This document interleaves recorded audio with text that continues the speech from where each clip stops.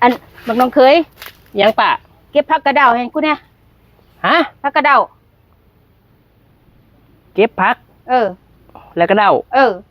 อีแม่บอกว่ามาเอาน้ำมึงไม่ค่อยเอากับเจ้านะยังล่ะแม่อัน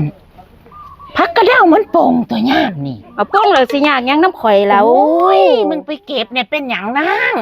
เอามากินกับแจวเขาบ่ได้ยินบอกเขาว่าผักกระเดากินกับหยังกระแสบน่ะว่าอยากกินผักกระเดาแม่เจ้าก็มาใส่อีนั้นจะมาใส่ข่อยเฮ็ดหยังมันก็อยู่กับผัวมันอยู่จะมาใส่ข่อยเฮ็ดหยังอีอันนี้กูอยากใส่มึงใส่ข่อยอีนั่นกูไม่อยากใส่มันดอกกูแพงไว้มันด่ากูซื่อๆดอกอีนั่นข่อยก็ขี้ขาดลงไปเด้แม่ไปเป็นหยังใส่เว้ยใส่มันบ่สูงได้นางมันพอเพียงหัวนี่ล่ะตอนนี้บ่ผักกระเดาอามาเดี๋ยวนี่ล่ะเก็บมากก็พอได้กินแรงนี่ตัวกินบ่เบิดก็เก็บเอามาหลายๆนี่เด้อคนกำลังเล่นโทรศัพท์ก็มาใส่กันเว้ยจักอีหยังโอ้ใหญ่ใส่ไปเก็บผักซื่อๆก็ยากได้สูนี่แม่ว่าให้เก็บผักอีหยังว่าบางหันผักอีหยังมันอยู่บ่ล่ะบักน้องเคย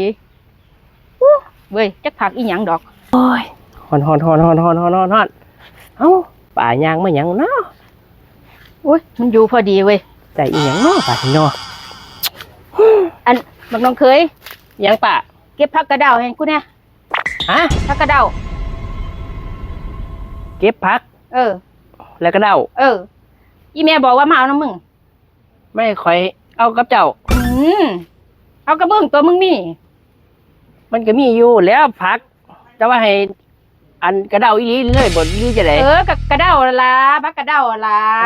ให้ค่อยอันกระเดาอีนี้เลยบ่ปาดหรือจะไหนห่วยมึงสิถามยังคักแน่แท้ฝ้าวนั่นเป็นหยัง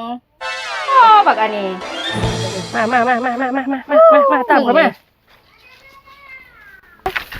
เอาเก็บผักให้กูแล้วมึงคือมาเดากูละบักอันนี้เอาเก็บผักให้แล้วกระเดาตัวเจ้าบอกว่ากระเดาเนาะผักกระเดามึงสิอยู่บ่ก็จังซี่ล่ะเก็บผักแล้วกระเดาจะว่าอย่างนี้เนาะโอ้ยนอแม่นบ่ล่ะตายไปโอ้ยบ่แล้วดอกกูนี่จะอีหยังของมึงให้กูเก็บผักกระเดาอีแม่กับพ่อกันกับมึงเลยก็เราบอกว่าเก็บผักแล้วกระเดาให้เจ้ากันเสียจังที่เห็นตัวไปถามเราเบิ่งถือบ่โอ้ยซูนแท้หนอปานนี้เมื่อยเสียเนาะถึงป่าถึงเมเฒ่านี่ว้ายจะแม่นมึงไปเก็บโดนเก็บนานเนาะผักนั่นเนาะเอานี่ผักอันผักอีหยังก็นี่ล่ะมันเก็บผักให้คอยแล้วมันกระเดาให้คอยบางน้องเคยน่ะโอ้ยจะแม่นเนาะมึงเนาะโอ้ยสังพ่อมึงไปโดนไปนานกูว่าผักมันอยู่ต่ำๆนั่นแหมก็จะบอกว่าผักกระเดามันกระเดาให้คอยมันก็เก็บผักกระเดาสิผักกระเดาจังไหนดอกมึงกระเท่าซื่อๆโอ้ยจะแม่นกูจะหายนะกูสิกินบ่นอผักนี่แม่กูสิเมียนอีหานี่พร้อมนี่ทีเดียวนี่กูสิเฮ็ดจังไหนล่ะฉะนั้นมันเดาให้คอยแล้วเนี่ยโอ้จะได้จังซัวบ่หูเศร้าเอาแท้มึงนั่นแหมโอ้